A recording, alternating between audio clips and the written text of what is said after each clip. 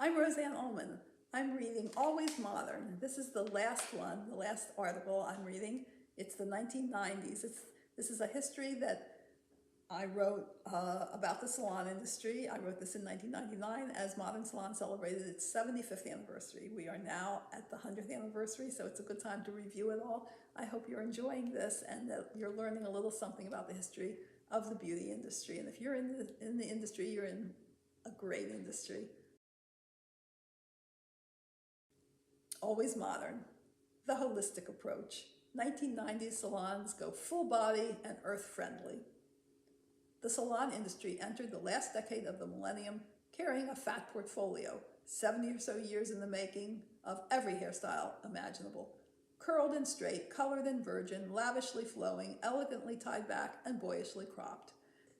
There seemed to be little left to imagine, and indeed, remnants of all the other 20th century decades came into play in the 1990s. Yet, as they always had, the reinvented styles presented something just different enough to demonstrate the unique confluence of the moment's technologies, fashions, economics, and moral standards. The 90s proved no more predictable than earlier eras in terms of how it would all come together. Innovators devised looks that combined different lengths, shapes, and textures on the same head. All of that variety gave stylists the freedom to truly design for the individual client rather than produce cookie-cutter styles. Although certainly the era had its looks, androgyny, grunge, and heroin chic for the young, classy bobs for boomers, the 90s, it seemed, were too sophisticated to succumb to one decade-defining coiffure. Rachel rules. Then halfway into the decade, the character of Rachel from Friends blanketed TV screens, and the 1990s proved no more immune to fad hair than the decades that preceded it. Actress Jennifer Aniston's mid-length, layered, super bouncy style carried influence right on through the last days of 1999, long after both character and actress had abandoned the look. Men were no less lemming-like, going either macho with George Clooney's near buzz cut, vulnerable with Hugh Grant's floppy locks, or unconventional with Dennis Rodman's colorful, sometimes carved, and always noticeable head. Despite the fact that a perm could have provided the Rachel cut with its necessary body, clients didn't flock back to perms after the mid-1980s, not even when movie stars Kate Winslet and Nicole Kidman glamorized long casual curls. They preferred to let styling products do the poofing.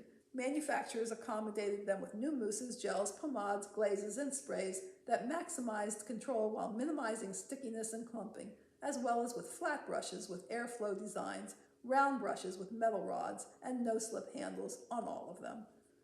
Color continues. Full hair remained in vogue, but shine replaced volume as the key word in the new decade.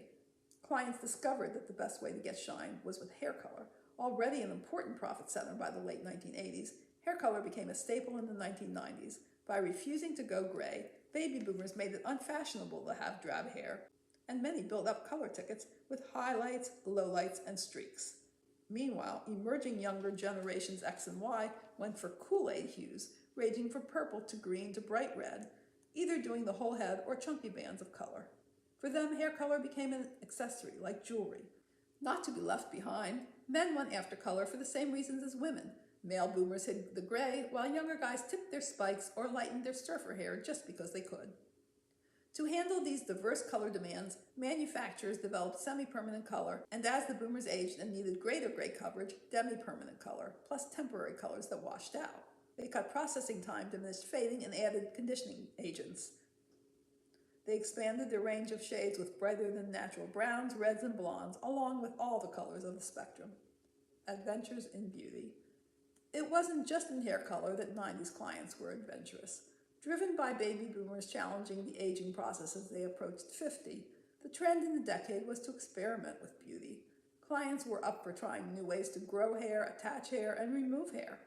Firm skin, smooth out skin, protect skin from the sun and without sun, lose weight, heal chronic ailments, and relax to counteract stress.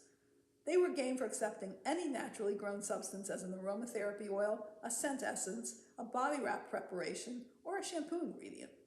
Again, manufacturers responded, and soon product labels boasted ingredients as common as milk and vanilla and as exotic as quassia bark, ylang ylang, and gru gru. Birth of the day spa.